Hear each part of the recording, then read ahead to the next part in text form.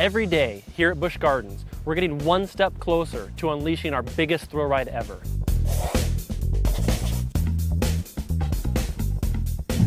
Check this out. These are the actual seats you'll be riding in on Falcon's Fury.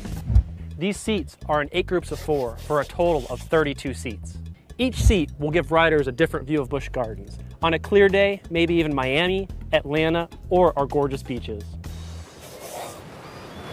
As you know, Falcon's Fury takes riders up nearly 300 feet. As you reach the top, your seats will tilt 90 degrees. This is the closest experience to skydiving without having to jump out of an airplane. Think about it. When you're skydiving, you're falling face first back down to the ground. Once you pull your parachute, you kick back to the vertical position.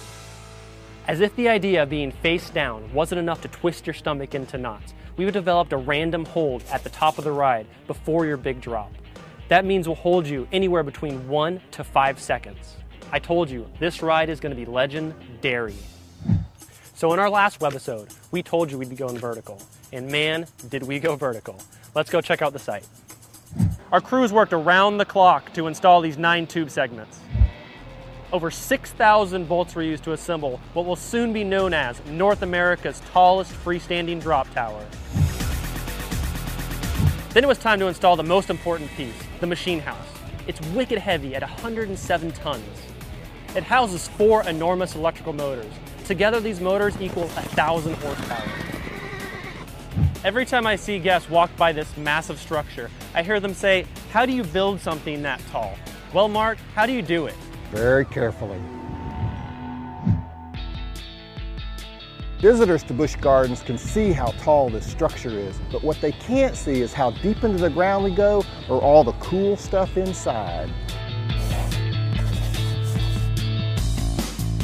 Below us, there are 105 steel beams that were driven into the ground. They went anywhere from 75 to 205 feet deep.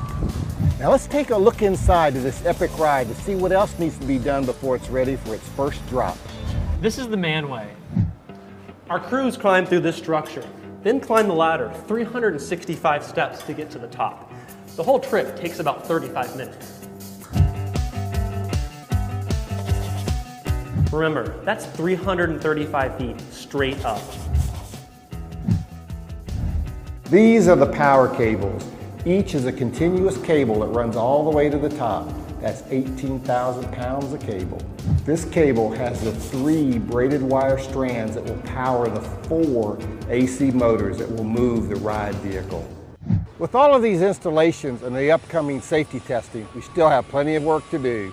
We're not ready to announce an opening date just yet. But we're going to share it pretty soon. Falcon's Fury really has changed Busch Gardens skyline forever.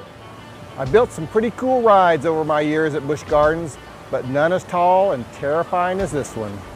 I'd like to give you a taste of what's to come on our next webisode, but now it's lunchtime. Stay tuned to our Facebook, Twitter, Instagram, and our blog.